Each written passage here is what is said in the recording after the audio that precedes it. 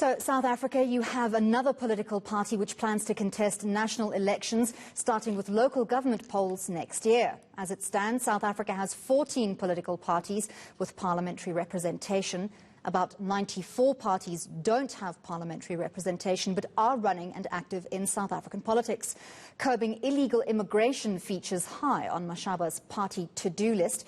Mashaba has launched this new political party called Action SA. He's promised hard diplomacy to deal with what he's called a crisis unfolding in Zimbabwe.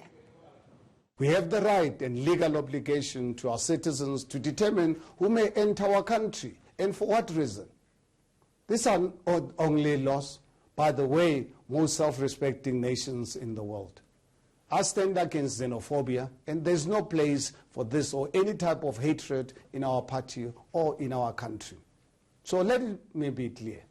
We want the people of the world to come to South Africa to work, vacation, and invest. But when people enter South Africa, they must meet two very reasonable requirements. Firstly, they must enter our country legally, and secondly, they must obey our laws once here in South Africa. This should not be negotiable. My fellow South Africans, we have a crisis taking place across our border. For years, our government has watched while Zanu-PF destroyed a country once capable of feeding much of Southern Africa.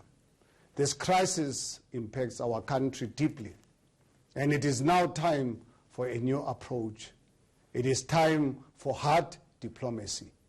We must adopt the strongest and harshest policies against an oppressive government and not punish the people of Zimbabwe. This should start by freezing the assets of Zanu-PF leaders in South Africa and banning them from entering our country until there's real reform in that beloved country.